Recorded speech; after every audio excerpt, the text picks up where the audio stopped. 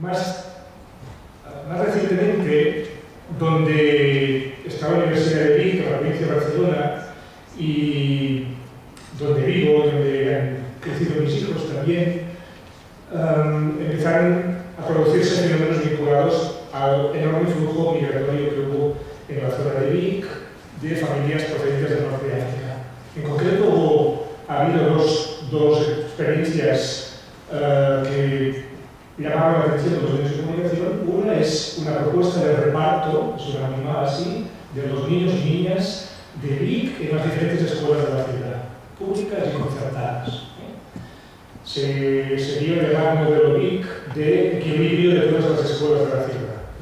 Esto generó un gran interés en los medios de comunicación, hasta el punto que en un cierto momento intentaban entrar por las ventanas de las escuelas los corresponsables de Telecinco y Antena 3 para hacer fotos de la escuela y cosas así parecidas.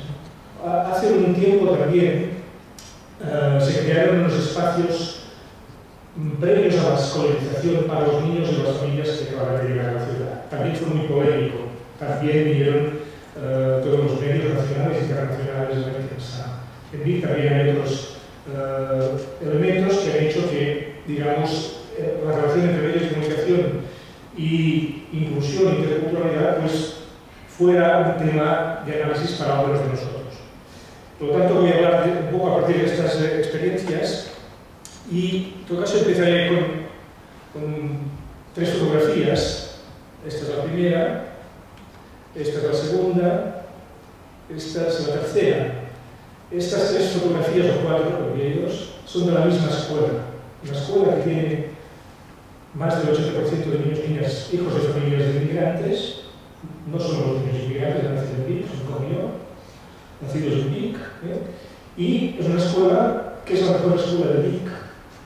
No solo porque cumple con su, digamos, con su deber de educación pública, sino porque durante al menos los 2 últimos años los resultados de lengua en castellano, catalán e inglés han superado todas las escuelas públicas y privadas de Vic, las escuelas de las clases medias, etc. O sea, la mejor escuela. Hablaré al final un poco de ello cuando hablamos a veces un poco alegremente de los guetos y de las escuelas de gueto.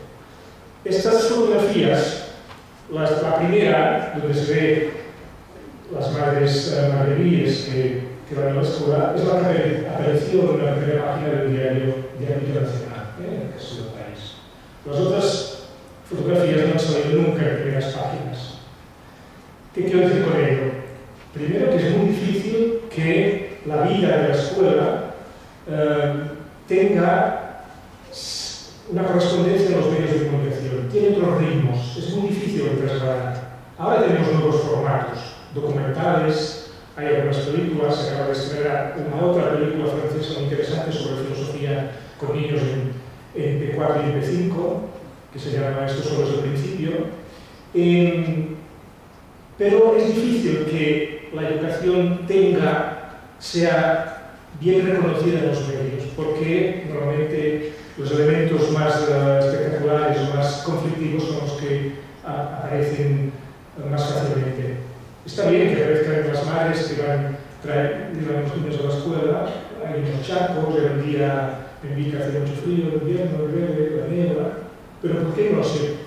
Las imágenes que se utilizan no son las de este proyecto artístico que ha tenido premios en toda Europa, que es muy interesante, de arte contemporáneo, que ha trabajado sobre su barrio de un modo muy conceptual los niños y niñas de esta escuela, ¿no? Es difícil, es difícil.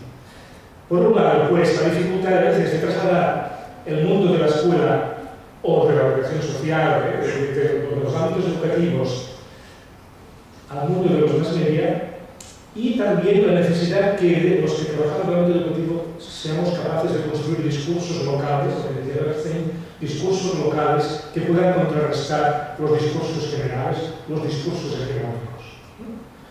Y por último, como motivo principal para entrar en materia de este encuentro, pues tenemos que hablar de cómo miramos a los otros y cómo no solamente hablamos de los otros, sino cómo hablamos con los otros.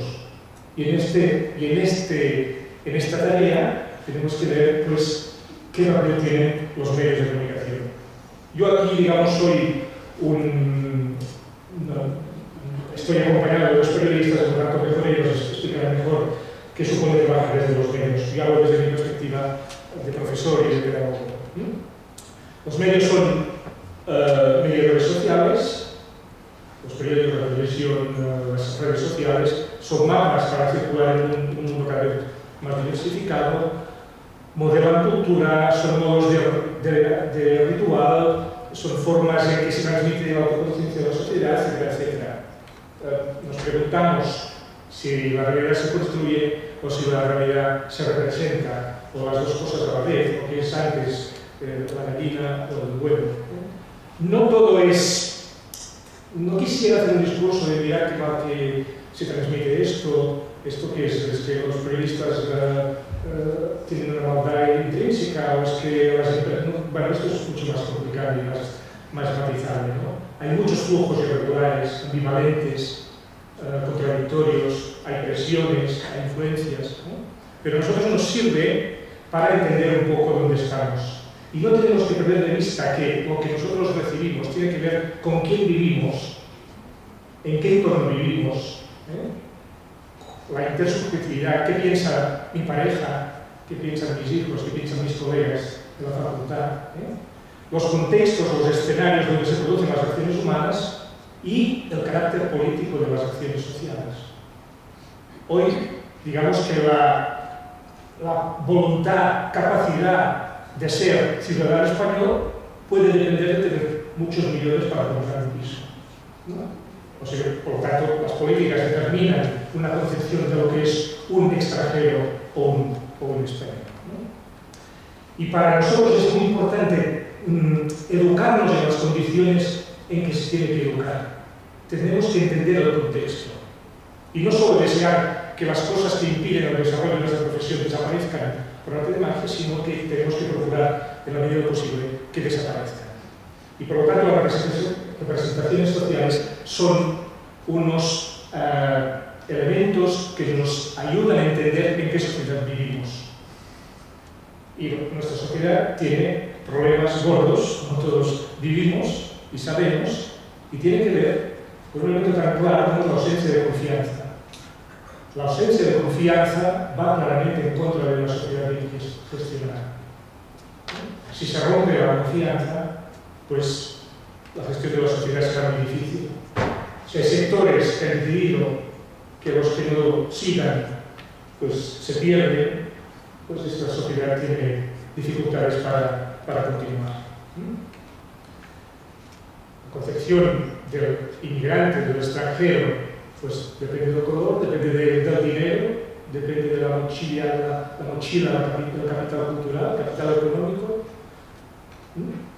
Y el primer economista que hubo, no estamos hablando de un educador, Adam Smith, decía, ¿no? La capacidad emocional de las personas de comprender a los demás es lo que hace posible el bien común. O sea, construimos en función de la capacidad de entender al otro. Y lo decía, digamos, el primer economista oficial, en el siglo XVIII. Bien, este escenario social nos proporciona un bagaje para profesional. Es decir, que nosotros estudiamos psicología social, los grupos sociales, estudiamos cómo funciona un proyecto intercultural, pero esto también, cómo entendemos lo que está pasando, cómo se transmite desde los medios, nos aporta una parte de un bagaje que debemos codificar y entender. Y aquí juegan un cierto papel lo que hemos dado a llamar estereotipos, tópicos, prejuicios. Y yo quisiera, a ver cómo lo diría, que nosotros tengamos una determinada visión del otro, de los otros. Es inevitable. Tenemos un determinado background, venimos de una determinada familia, de un determinado entorno. Estamos utilizando unas formas de ver muy simples porque nuestro sistema cognitivo es, bueno, es muy sofisticado, pero no llega a todas las partes, ¿no? Y hay cosas que no conocemos y a veces nos dan miedo, o tenemos que simplificarlas para aceptar que está pasando algo, ¿no? También tenemos necesidad de pertenencia, ¿no? Yo soy de donde soy. Yo soy de los míos. Bueno, y vosotros, ¿quiénes son los tuyos? Y razones históricas y sociales. Por ejemplo, está estudiadísimo que el modo, el ideario de la península ibérica es de un vecino complicado. Tiene una larga tradición en la historia, en las canciones populares, en la literatura, y otros no. Bueno, porque tenemos una historia en común que tiene sus peculiaridades. Por lo tanto, los prejuicios son atajos cognitivos. No lo estoy justificando, pero si queremos desmontar prejuicios, no son gratuitos, no es un tema solo ético-moral. Es que este es malo, yo soy bueno, yo no tengo prejuicios, tienes todos los que quieras. Vamos a verlo.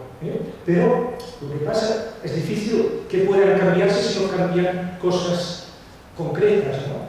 Y depende de con quién estás y con quién vives. Pero voy muy rápido, pero no lo entendáis, ¿no? Espero que es claro. Si un tipo de mi ciudad me dice que Cáritas da todas las ayudas a los inmigrantes y yo le doy el balance que cada año Cáritas da a la población para que sepan con qué se gasta el dinero, y se ve que no es así, a lo mejor este señor no va a cambiar esto. No va a cambiar su opinión porque la necesita o porque no quiere ver otras cosas.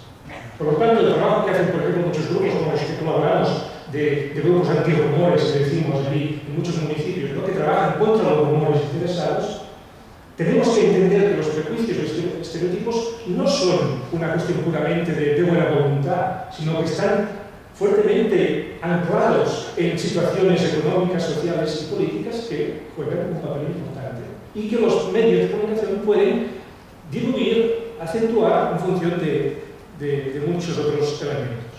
Como decía Einstein, es más fácil desintegrar una como un prejuicio. Bien, esto no se da solo vinculado a los temas de, digamos, interculturalidad de migración. También hay, para hablar de inclusión en un sentido más amplio, algunos ejemplos que no son vinculados a la procedencia cultural. Por ejemplo, la discriminación por edad, que en inglés decimos ageism, que cuesta un poco decir, ¿no? Aquí me parece que hay estudiantes que saben muy bien sabéis muy bien que las primeras edades, la capacidad de abordar el mundo con una criatura de menos de 6 años es brutal. Sabemos mucho, pero aún sabemos poco, ¿no? La publicidad dice, este es un anuncio antiguo, ¿no?, porque aún están pesetas y tal. No se compra una impresora porque aún todavía no entiende nada. Aunque no entiendes nada eres tú, digamos, lo que ha hecho el anuncio. Porque nosotros no tenemos capacidad aún para entender lo que están entendiendo en estas primeras edades, ¿no? Bueno, pues, digamos, la publicidad juega esto, ¿no? Pero hay discriminación en ese sentido. Lo primero que una persona percibe es su edad.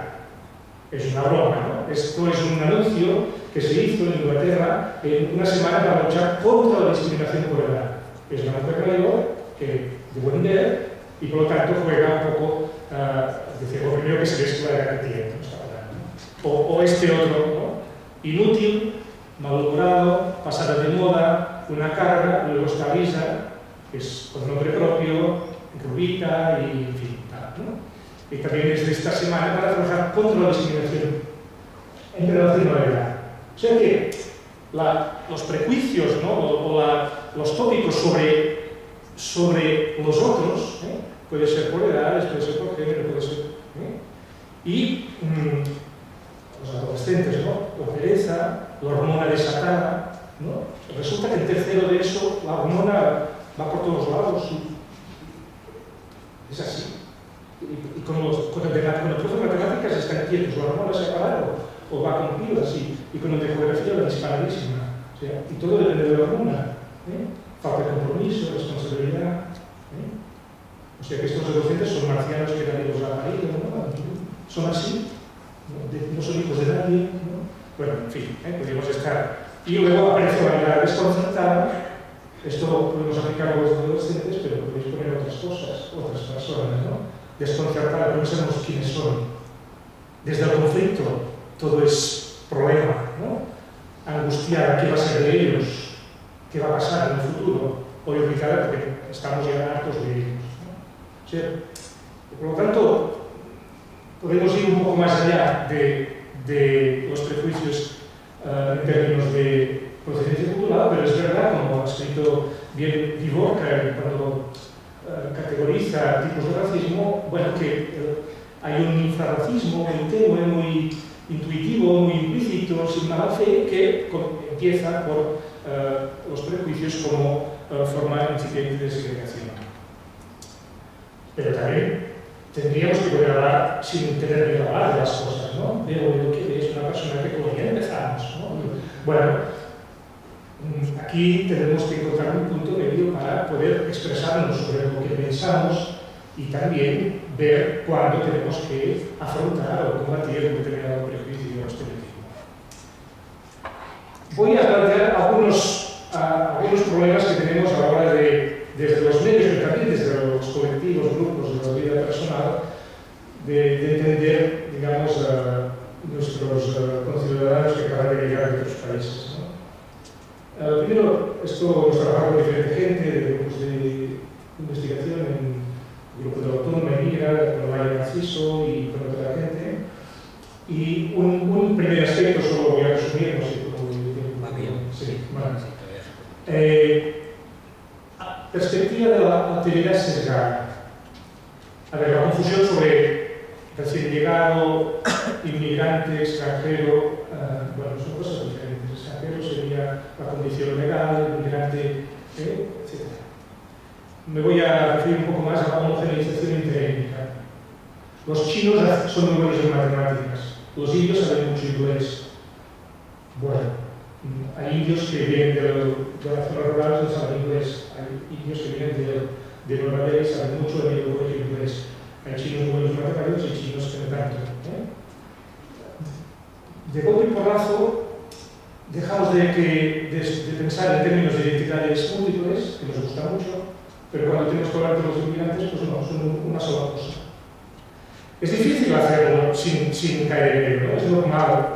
En la investigación social tenemos problemas para categorizar. Podemos hacer un estudio sobre cómo estudian los que vienen de no sé dónde, pero es complicado. Los niños marroquíes, bueno, Marruecos es un estado. En mi zona, en Vica, hay muchos marroquíes, no es exactamente, es una zona, no es su ciudadanía, su pasaporte, ¿no? Yo soy de Cataluña, soy catalán. Bueno, ¿qué define esto? Ahora podemos imaginar, bueno, si es catalán será tacaño, será federalista, será independentista, está casado, le gustan los hombres, las mujeres, o sea, profesor, entendéis, ¿no? Esto necesitamos hacerlo porque necesitamos atajos mentales, pero esta homogeneización tiene unos límites.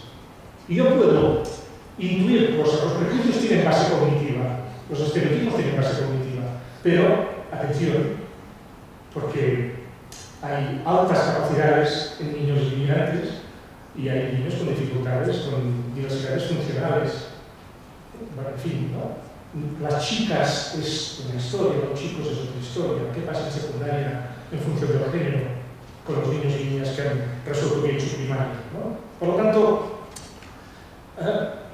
homogenización técnica y luego el prejuicio que supone cuando, digamos, se presenta. Antes decíamos incorporación tardía, ahora decimos matrícula viva. Las escuelas tendrán que construirse en base a una nueva situación en que los niños van y vienen. Ahora parece que menos, que la crisis económica, no tienen tantos, no, se ha acabado la escuela como un lugar donde están siempre. Hay una escuela de Raval en Barcelona, que es contigo de Barcelona, donde el 0% de los niños y niñas ha empezado en P3 y ha acabado en sexto. 0%. Es decir, no hay ni un niño que haya hecho los 9 años en la escuela. ¿Por qué? Porque van y vienen. Tendremos que abrir las puertas y pensar en proyectos concretos para cuando estén. No pensando que estarán siempre y luego ya veremos qué pasa en el curso superior, que a lo mejor no estará.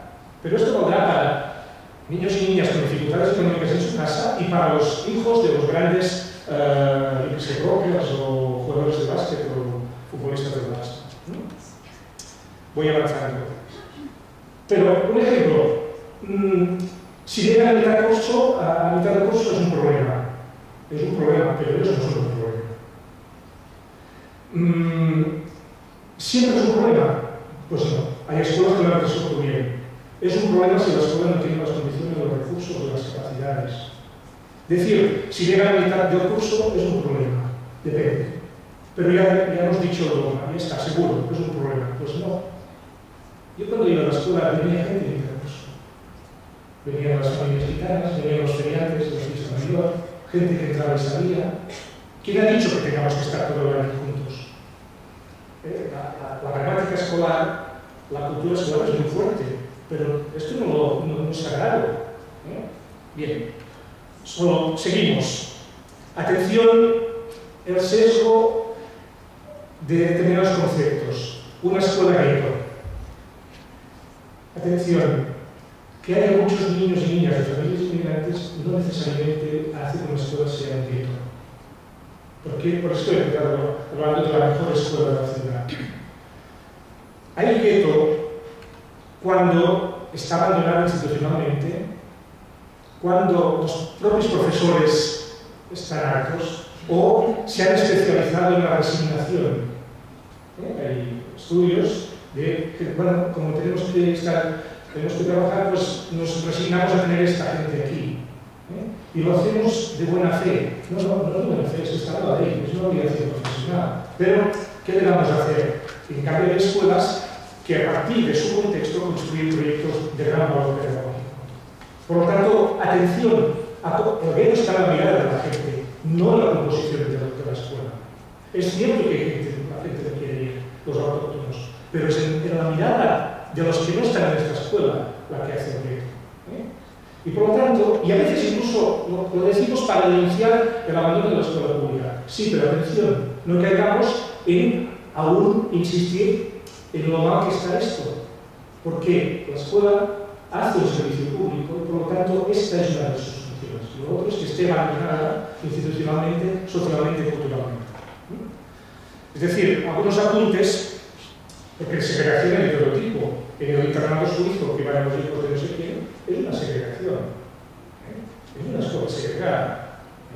Y hay gente que le interesa ir a su escuela segregada. O sea que depende en fin, de qué nivel social estamos hablando, ¿no? Bien, esto, lógicamente, tiene dificultades para ser trabajado por muchos motivos a través de los medios. Solo apuntaría estos 9 aspectos y lo dejaría aquí. Bueno, prima el espectáculo. Ahora tendríamos más según qué medios y mis compañeros de mesa lo explicarán mejor. La geopolítica de la emoción, el aspecto emotivo, las historias y tal y cual, ¿no? La necesidad de presentar discursos y actitudes reconocibles. Como todos hemos tenido que aprender sobre la marcha, los periodistas también, los profesores también, a veces simplificamos a un nivel que es que necesitamos entender nosotros. Tenemos que entender cosas que están pasando en el mundo que no sabemos cómo afrontar, ¿no? La tiranía del espacio, en según qué medios, ¿no? La circularidad autorreferente, esto empieza en una tertulia, luego pasa al artículo de opinión, luego se va a programa de televisión de la noche y a veces ellos se lo montan, especialmente con los políticos.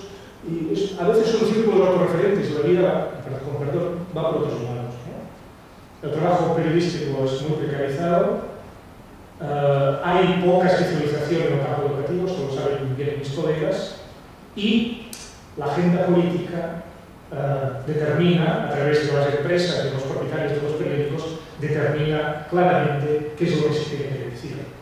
Y en otro momento, una determinada medida sobre, por ejemplo, ¿quién puede tener una nacionalidad española con la compra de pisos?